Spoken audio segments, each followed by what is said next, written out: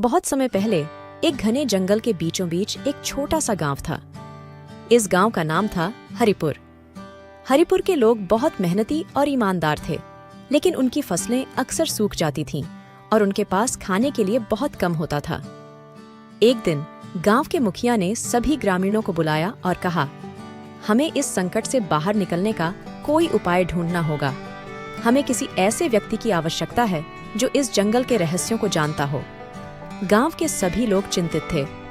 तभी एक युवा लड़का जिसका नाम राजू था आगे आया और बोला, मैं जंगल के अंदर जाऊंगा और हमारे लिए कोई समाधान ढूंढूंगा। सभी लोग चकित थे, लेकिन राजू के साहस की प्रशंसा भी कर रहे थे। राजू ने अपनी यात्रा शुरू की। जंगल बहुत ही घना और डरावना था।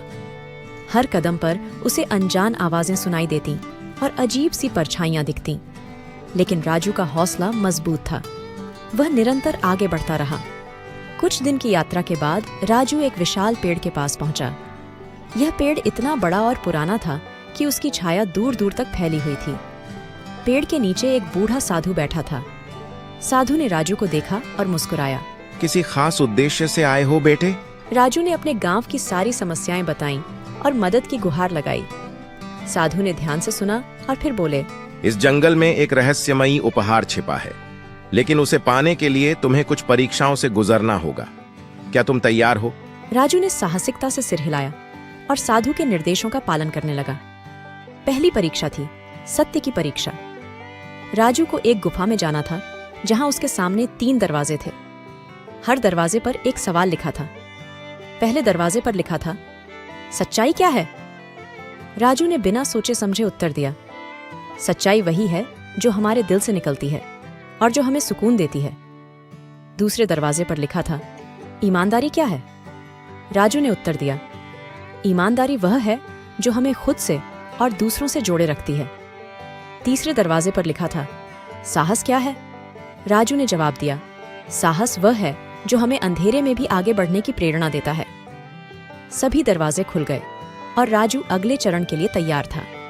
दूसरी परीक्षा थी धैर्य की परीक्षा। राजू को एक तालाब के किनारे बैठकर सूरज के डूबने तक ध्यान करना था। कई घंटों तक राजू ध्यानमग्न रहा। उसके मन में अनगिनत विचार आए, लेकिन उसने अपने मन को शांत रखा और ध्यान को नहीं तोड़ा। जब सूरज डूब गया तो तालाब के पानी में एक चमकीला पत्थर उभर आया।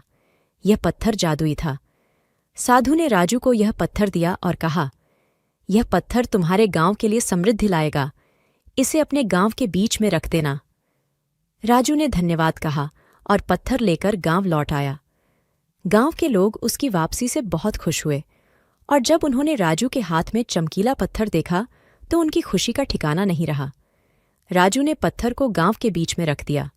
धीरे धीरे पत्थर की चमक से पूरी धरती हरियाली से भर गई। फसलें लहलहाने लगीं और गांव में समृद्धि आ गई। हरिपुर के लोग अब खुशहाल जीवन जी रहे थे। राजू का साहस और साधु का जादुई पत्थर उनकी जिंदगी बदल चुका था। लेकिन कहानी यहीं खत्म नहीं होती। एक रात राजू को सपने में वही साधु दिखे। साधु ने कहा, याद रखना, यह समृद्धि तभी तक रहेगी जब तक गांव के लोग सत्य, ईमानदारी और धैर्य का पालन करेंगे। अगर वे इन मूल्यों से भटक गए तो यह सब कुछ खो देंगे। राजू ने यह बात गांव वालों को बताई और सभी ने संकल्प लिया कि वे हमेशा इन मूल्यों का पालन करेंगे। इस प्रकार हरिपुर एक समृद्ध, शांतिपूर्ण और खुशहाल गांव बन गया। यह कहानी हमें यह सिखाती है कि सच्चाई, ईमानदारी और धैर्य का महत्व कितना बड़ा है। इन गुणों को अपनाने से ही असली समृद्धि और खुशी मिलती है।